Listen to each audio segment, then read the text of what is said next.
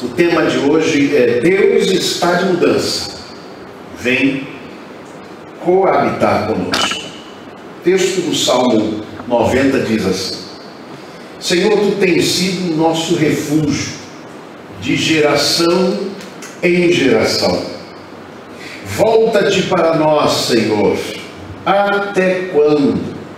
Tem compaixão dos Teus servos. Texto de Apocalipse 21:3, nós lemos assim: ouvi uma voz como um trovão, vinda do trono. Olhe, olhe, Deus está de mudança. Vai morar entre homens e mulheres. Eles são seu povo, Ele é o Deus deles. Esse texto de Apocalipse, capítulo 21, verso 3, é um texto muito conhecido que nos fala exatamente das últimas palavras sobre salvação, sabe? Por isso no livro de Apocalipse a tradução mais comum é esta: ouvi uma grande voz vinda do trono que dizia: eis que o tabernáculo de Deus está com os homens, pois com eles habitará, e eles serão seu povo, e Deus mesmo estará com eles. Palavra do Senhor a todos nós.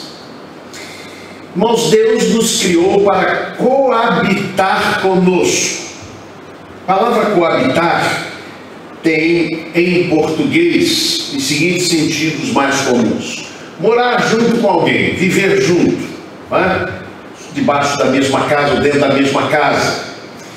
Viver intimamente, não é apenas uma mera moradia, habitação comum, mas também algo mais profundo, de intimidade. Ou também, o terceiro sentido, a terceira acepção dessa palavra é conviver pacificamente com outra pessoa. Enfim, todos esses são os sentidos coabitar. Repito, Deus nos criou para coabitar com Ele, para morar junto com Ele, para vivermos em paz, num relacionamento de paz com Ele. Lembramos aqui Romanos, quando nos diz o apóstolo Paulo que justificados pela fé temos paz com Deus. Então Ele nos criou para esta vivência e convivência com Ele. Agora notem que em Gênesis 3:8 nós temos a narrativa bíblica dos primeiros tempos. E a expressão sempre muito forte para todos nós diz assim: Deus passeava pelo jardim na hora da brisa da tarde. Ele procurava relacionamento com estes que Ele criara, ou seja, Adão e sua esposa Eva. Ele por isso passeava no jardim buscando comunhão íntima. Agora notem que este mesmo verso diz que o homem e a mulher se escondiam atrás das árvores. O texto diz que eles não queriam se encontrar com Deus. O que aconteceu ali, nessa experiência de convivência e de comunhão com Deus, que fez com que homem e mulher não quisessem coabitar com Deus, não quisessem viver junto com Ele ou viver afastadamente? Notem também que a Bíblia nos ensina que Deus criou condições, Ele toma a iniciativa de coabitar com os seres humanos. E isso é muito bem descrito na ideia do tabernáculo, aquela tenda que era feita no deserto, desmontava-se aquela tenda e a tenda ia para onde o povo ia.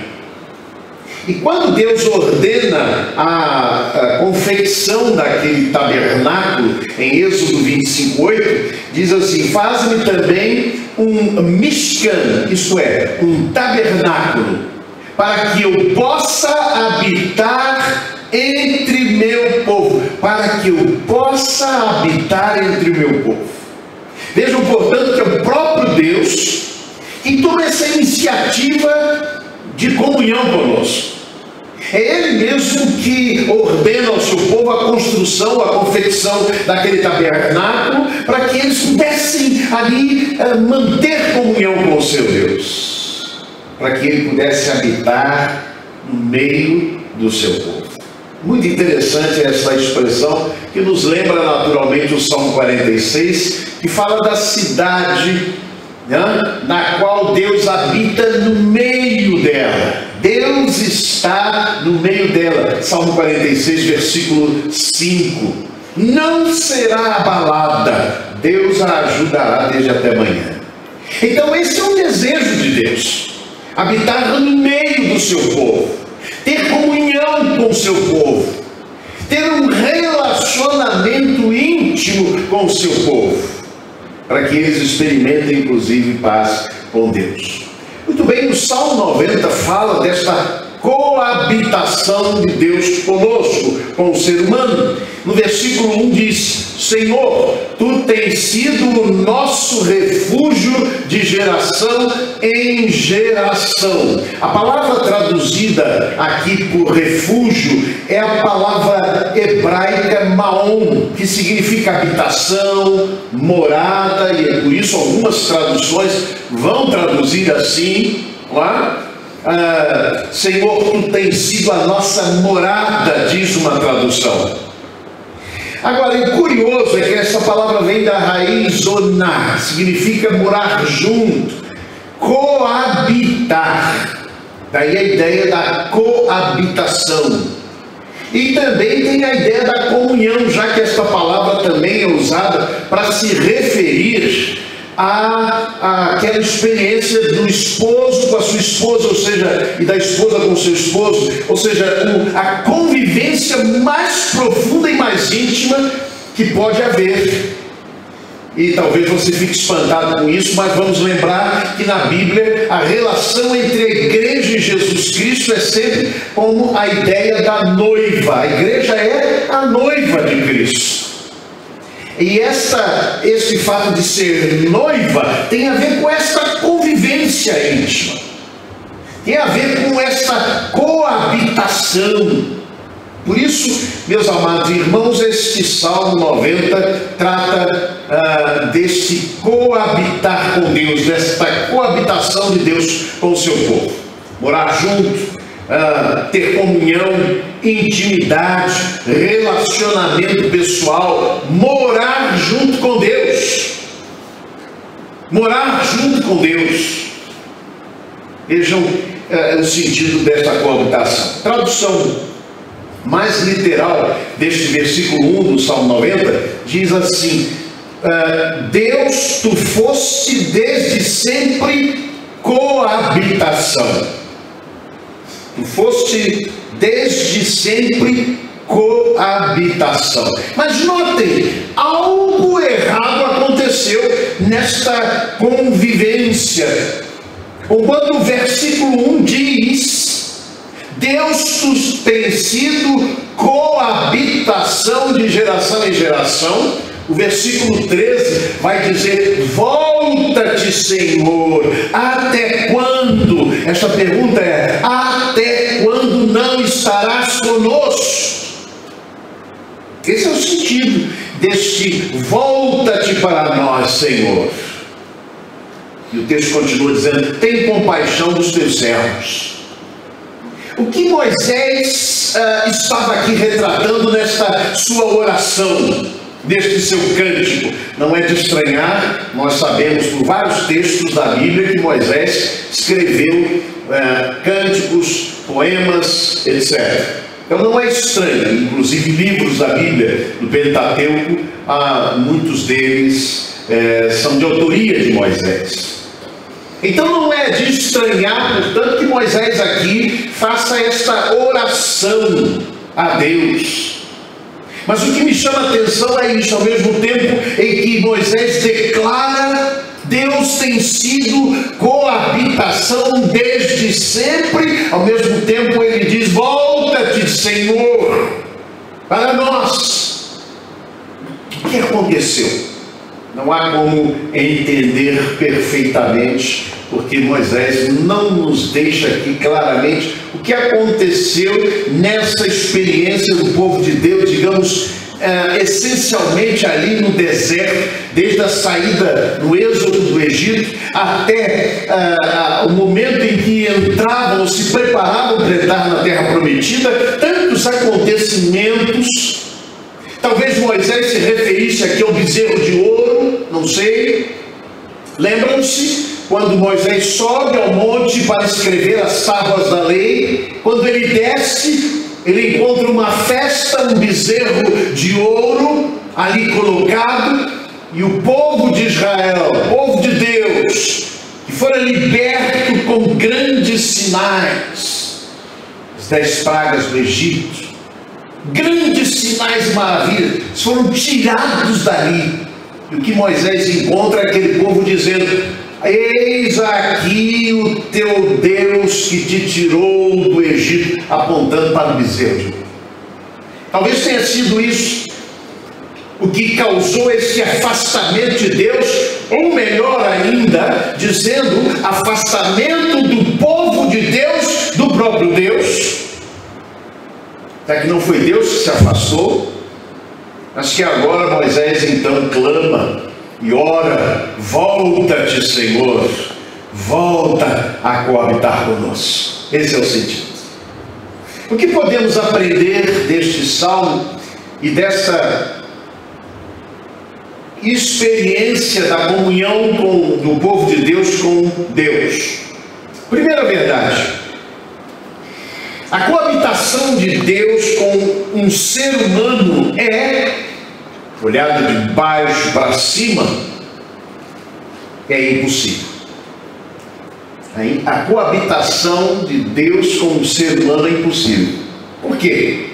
O que nos diz o texto? A primeira afirmação do texto é que Deus é infinito, e há uma comparação com o ser humano finito. Notem os versos 2 a 6 e 10. Mantenha a sua Bíblia aberta. Antes que nascessem os montes, ou que tivesses formado a terra e o mundo, sim, de geração ou de eternidade a eternidade, tu és Deus. Interessante essa expressão para enfatizar ainda mais essa ideia. Ora, eternidade não tem começo, meio ou fim. Entretanto, a expressão é de eternidade a eternidade, tu és Deus. É a tentativa humana de compreender o Deus infinito. Tu reduzes o homem ao pó e dizes: voltai, filhos dos homens, porque 1000 anos aos teus olhos são como o dia de ontem que passou e como uma vigília da noite. Tu os levas como por uma torrente, são como um sono, de manhã são como a erva que cresce, de manhã cresce e floresce, à tarde corta-se e seca. A ideia contrastada do que é o ser humano diante da grandiosidade de Deus, diante desse Deus que é infinito. A duração da nossa vida é de 70 anos, e se alguns pela sua robustez chegam a 80 anos, a medida deles é canseira e enfado, pois passa rapidamente, nós voamos. Esta, meus amados irmãos, é a afirmação de Moisés da impossibilidade da coabitação de Deus, do Deus infinito, do Deus que é de eternidade a eternidade, com esse ser humano limitado, como a grama que seca. Este é o contraste. Por isso é que visivelmente, olhado de baixo para cima, é impossível de termos um relacionamento com Deus infinito, que habita a eternidade, que somos nós limitados e finitos. Mas Moisés também aqui chama atenção para um outro contraste entre ser humano e Deus. É que ele fala do Deus Santo diante do ser humano pecador. Versos 7 a 9 e verso 11 nós vemos: pois somos consumidos pela tua ira, e pelo teu furor somos conturbados. Diante de ti puseste as nossas iniquidades, à luz do teu rosto os nossos pecados ocultos, pois todos os nossos dias vão passando na tua indignação, acabam-se os nossos anos como um suspiro. Quem conhece o poder da tua ira e a tua cólera segundo o temor que te é devido? Então, irmãos, a ênfase aqui na ira de Deus não é a maior. A ênfase aqui está nisso: diante de ti puseste as nossas iniquidades à luz do teu rosto. A Bíblia afirma: todos pecaram e destituídos estão da glória de Deus. Não há um justo sequer. E este fato, esta realidade de que somos pecadores, é que torna, olhando de baixo para cima, esta coabitação, este relacionamento, essa comunhão com Deus impossível.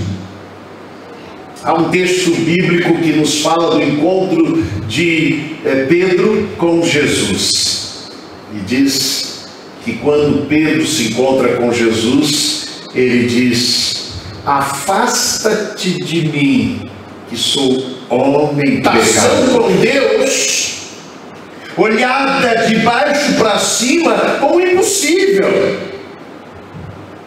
Quem subirá ao monte do Senhor? Pergunta o salmista. Aquele que é puro de mãos. Mas quem pode de fato dizer: eu sou puro de mãos?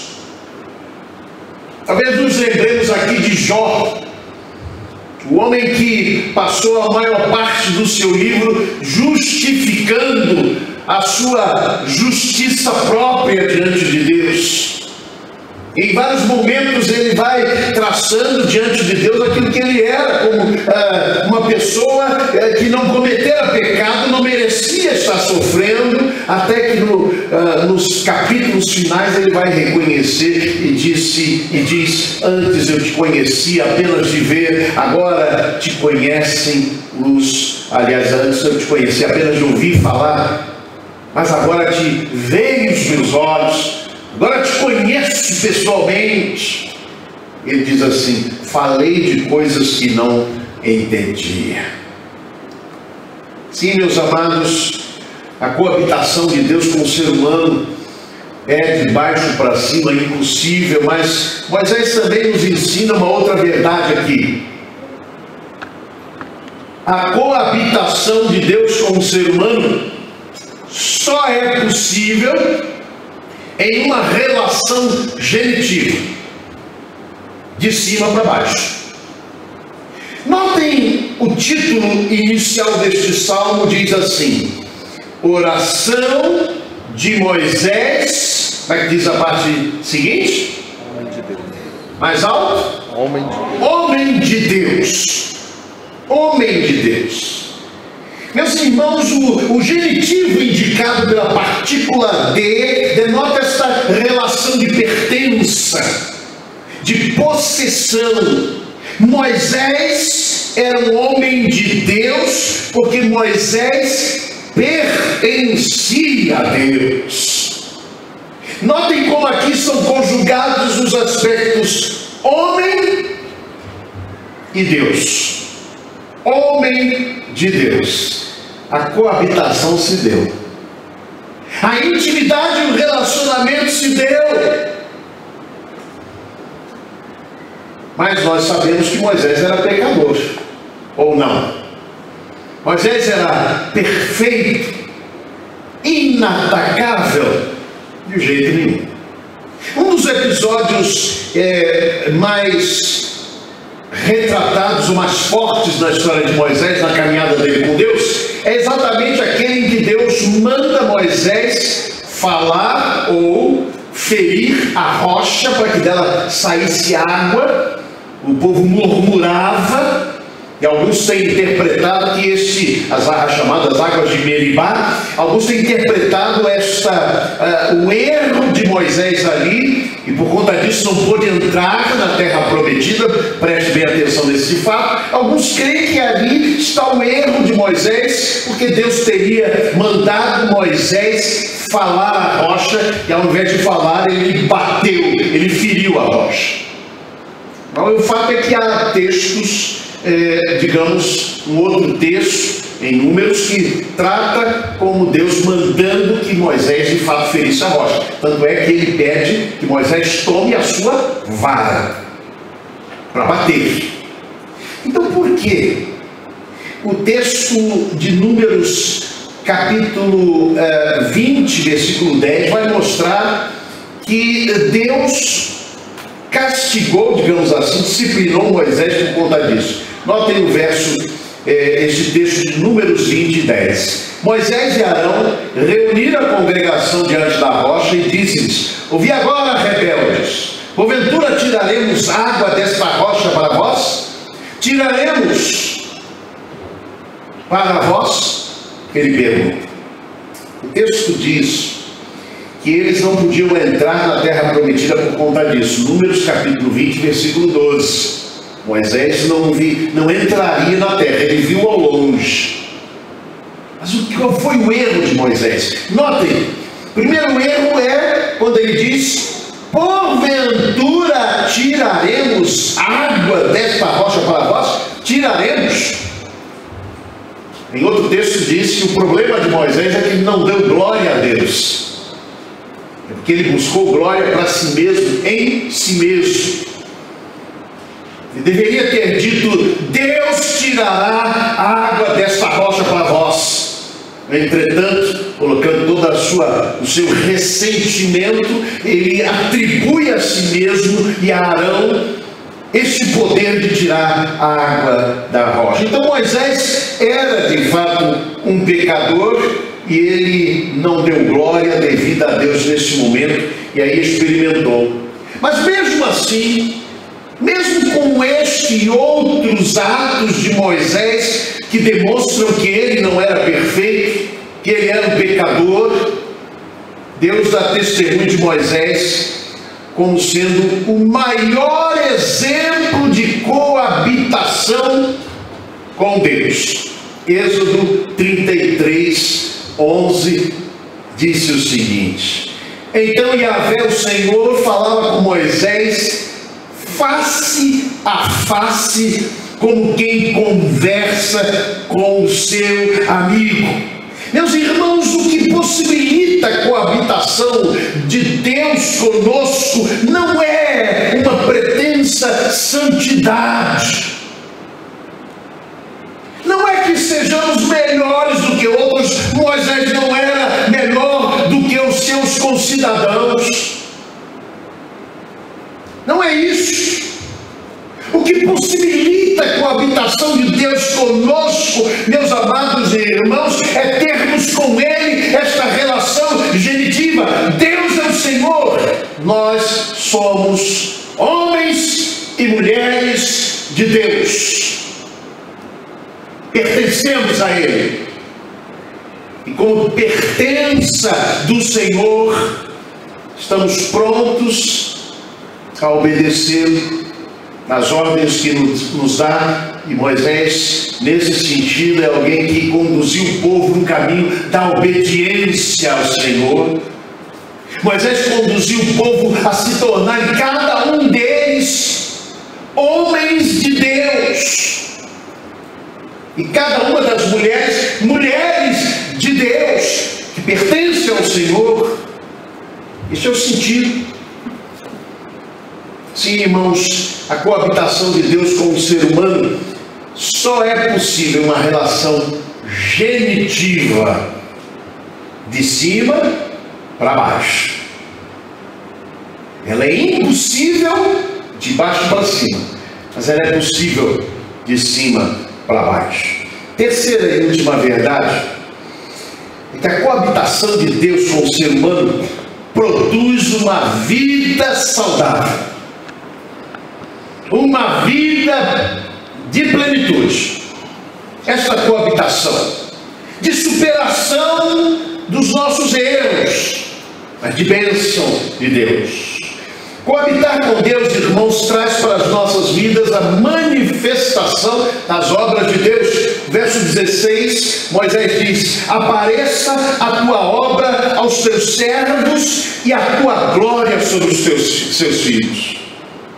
Apareça a tua obra sobre ou aos teus servos. Que obras são estas? Que frutos esta coabitação com Deus, esta comunhão com Deus nos traz? A primeira delas é proteção. A palavra Maom, traduzida como refúgio em alguns textos, nós chamamos a atenção que ela tem o sentido de coabitação. Mas é interessante que muitos autores examinam esta palavra e ela aparece em muitos textos como covil, como caverna para animais selvagens, como refúgio dos animais. Daí que muitos vão traduzir nesse sentido. Quando, portanto, o salmista Moisés diz em sua oração: tu tens sido o nosso refúgio, a nossa Maom, de geração em geração, não estava apenas dizendo desta coabitação, deste relacionamento, mas estava falando sobretudo deste refúgio que Deus é para quem nele confia. Escudo, proteção. Deus é este refúgio para aqueles que coabitam com Ele, para aqueles que se relacionam com Ele. Você crê nisso? Diga amém. Amém. Deus é refúgio. Deus é refúgio. Mas o salmista no Salmo 46 vai dizer: Deus é o nosso refúgio e fortaleza, socorro bem presente nas tribulações. Ele não é, meus amados irmãos, essa coabitação com Deus não significa que não enfrentaremos dificuldades, lutas e problemas. Não é isso, problemas. Não é isso que o texto está dizendo. Tanto que no versículo 5, Salmo 46, ele vai dizer: olha, Deus está no meio dela, da cidade de Deus. Deus está no meio dela. E aí se referindo ao fato de que Deus precisa estar na nossa vida, como centro da nossa vida. Deus está no meio dela, não será abalada. Ou seja, vão vir tempestades, mas não será abalada, porque Deus a ajudará desde até amanhã. Desde amanhã Deus ajuda. Deus é refúgio. Portanto, é proteção também. É refúgio seguro. Segundo aspecto desta obra de Deus na vida daqueles que com Ele se relacionam, com Ele mantém esta coabitação, é o ensino. O que diz o verso 12?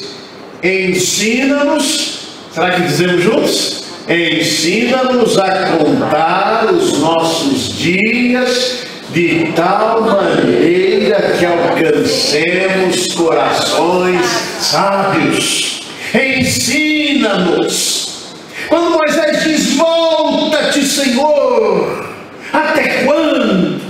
Ele em seguida vai dizer: então ensina-nos. Quando voltares a coabitar conosco, Senhor, nos ensina o caminho certo.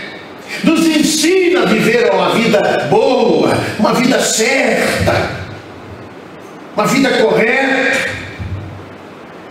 Mas sempre me chama a atenção o fato de que o autor do Salmo nos diz, o Moisés nos diz: ensina-nos a contar os dias. E o que nós fazemos é contar os anos, não é isso mesmo? Nós contamos os anos. Quantos anos você tem? Ele não pergunta quantos dias você tem. Eu fiquei me perguntando sobre isso, o sentido disso. Cheguei à seguinte conclusão: quem só conta os anos tende a esquecer as lições do dia a dia. Quem só conta os anos tende a se esquecer das bênçãos, do favor diário de Deus. Meus irmãos, a nossa coabitação e caminhada com Deus não pode ser apenas contada anualmente. O nosso encontro com Deus não pode ser algo apenas uma vez por ano. É diário, caminhando na presença do Senhor. Não pode ser como declaração de imposto de renda, que a gente só faz uma vez por ano. Uma vez por ano a gente se encontra com o leão. É diário. Caminhada diariamente com Deus faz-nos lembrar, perceber, anotar, registrar cada ato de bondade que Deus nos dá a cada dia, irmãos. Por isso é que Moisés deve ter dito: ensina-nos a contar os dias, não só os anos. Isso me lembra um hino muito bonito do cantor cristão. Tinha pedido para a gente cantar aqui com instrumento, mas vou apenas mencionar aqui a belíssima letra deste hino. É o hino 182 do HCC. Ele diz assim: dia a dia passam-se os instantes, e o meu Deus me ampara em meu viver, pondo nele a minha fé constante. Nada temo, nada vou temer. É meu Pai de coração bondoso, que me supre tudo em seu amor. Viva alegre ou em sofrer penoso, dá-me paz e alento, meu Senhor. Cada dia Deus está bem perto, e conselhos bons, conselhos dele posso ter. Segurança e auxílio em tempo certo me concede pelo seu poder. Com carinho Deus protege e guia, qual zeloso Pai os filhos seus. Forças te darei a cada dia, é promessa que ele mesmo deu. Quero, ó Deus, em cada sofrimento confiar em teu cuidado e amor, que com fé eu permaneça atento às promessas tuas, Redentor, e que possa em lutas, dores, trevas, aceitar das tuas mãos, ó Deus. Preste atenção aqui. Um a um, os dias que me entregas nesta vida minha rumo ao céu. Dia a dia, dia a dia. Esta coabitação com Deus tem que ser dia a dia. E o ensino é dia a dia. Por isso Moisés nos deixou essa expressão: ensina-nos a contar os nossos dias, de tal maneira que alcancemos corações sábios. Outro aspecto, outra obra de Deus desta convivência e desta coabitação é a graça de Deus.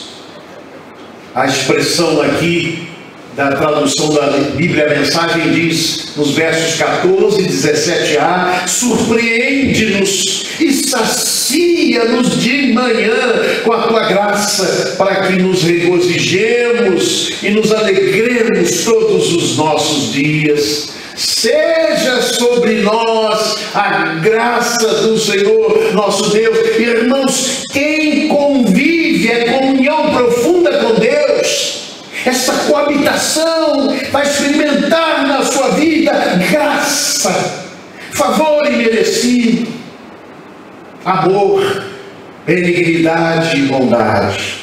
Mas também vai experimentar um outro aspecto. Moisés vai dizer: sacia-nos de manhã com a tua graça, para que nos regozijemos e nos alegremos todos os nossos dias. Eu creio que a tradução aqui deveria ser, na verdade, é mais correto dizer o seguinte: sacia-nos. A ideia da manhã é madrugada. Sacia-nos de madrugada com tua graça, para que nos alegremos durante todo o dia. Olha o alimento para um dia alegre, irmãos. não é outro senão a graça de Deus que vem sobre nós. Todos os dias ou de madrugada, quando você acordar, lembre de agradecer a Deus, porque ali está se manifestando a graça dele. Em último lugar, motivação. É outro fruto desta coabitação com Deus, sobre a qual já temos falado então. Que a primeira é proteção, a segunda ensino, a terceira graça, a quarta alegria e a última é motivação. Diz assim o verso 17b, o 17: seja sobre nós a graça do Senhor nosso Deus e confirma sobre nós a obra das nossas mãos. Sim, confirma a obra das nossas mãos. Motivação para viver, motivação para agir, motivação para manifestar boas obras, toda ela vem desta convivência, desta comunhão, desta intimidade com Deus. Meus irmãos, há vários momentos narrados na Bíblia, e este salmo relata um desses momentos, pelo qual esse distanciamento do homem de Deus se manifestou e se apresentou. Mas um dos momentos mais graves da história do povo de Deus é quando Eli, o sacerdote, morre. Os irmãos sabem que a arca do concerto, aquela arca dentro da qual havia ali o maná, havia ali as tábuas da lei, esta arca, ela sempre foi, durante aquele período inicial, representante da presença de Deus no meio do seu povo. Por isso ela ficava dentro do tabernáculo, na parte chamada Santo dos Santos. Por isso, em muitos momentos, a Bíblia narra que a arca ia à frente numa batalha, por exemplo, quando eles enfrentam a luta para a derrubada dos muros de Jericó, a arca vai na frente. A presença de Deus, ela era representativa da presença de Deus. Pois bem, os filisteus fazem guerra, ou os inimigos de Israel fazem guerra contra eles no tempo do sacerdote Eli. E o sacerdote fica aguardando o retorno da batalha, para a qual foram os seus filhos, Hofni e Finéias, que eram sacerdotes, mas que não estavam andando de acordo com o caminho do Senhor. E ali então os inimigos levam a arca embora, e quando o sacerdote Eli recebe a informação, a notícia, ele cai de uma cadeira onde estava sentado e morre. E a esposa de Finéias, que estava grávida, ela então, quando recebe a notícia, ela dá à luz ao seu filho, seu marido morrera, o seu sogro morrera, a arca do Senhor fora tomada, o povo clamava e chorava, e a criança nasce, e então pergunta qual é o nome que ela vai dar. O nome que ela dá é Icabode. Icabode. Está em 1 Samuel, capítulo 4, verso 21. Ela deu ao menino o nome de Icabode, querendo dizer: foi-se a glória de Israel. Aludindo ao fato de que a arca de Deus ter sido tomada por causa da morte de seu sogro e também do seu marido. A glória se foi de Israel. Esse é o sentido da presença de Deus, desta coabitação de Deus com o seu povo. Jesus vem nos dar uma promessa, entretanto, em João capítulo 14, verso 23, Jesus diz: se alguém me ama, guardará minha palavra, e meu Pai o amará, e viremos para ele e faremos nele morada. Aliás, o nascimento de Jesus foi anunciado como esta volta de Deus que tanto almejou Moisés, porque ele seria chamado o Emanuel, que quer dizer Deus está conosco. Isso quer dizer Deus está no nosso meio. Deus está entre nós. Deus está coabitando conosco, vivendo junto conosco, nos trazendo proteção, graça, alegria, ensino, motivação. Deus está conosco, o Emanuel. O livro de Apocalipse então vai afirmar isso como uma promessa futura, mas que pode ser antecipada nas nossas próprias vidas, quando nos tornamos homens e mulheres de Deus. Ouvi uma voz como um trovão vinda do trono, e que declarava: eis que o tabernáculo de Deus agora está entre os homens, com os quais ele habitará. Eles serão seu povo, e o próprio Deus viverá com eles e será o seu Deus. Deus quer coabitar conosco. A grande pergunta é: desejamos nós também coabitar com Deus, viver para Ele, viver com Ele, viver para a glória dEle, viver na comunhão com Ele, nos tornarmos homens e mulheres de Deus? Nesta manhã Ele nos ajude a compreender este anseio de Deus se tornando realidade nas nossas vidas, à medida em que cantamos: vem, Senhor, habitar comigo. Vamos cantar.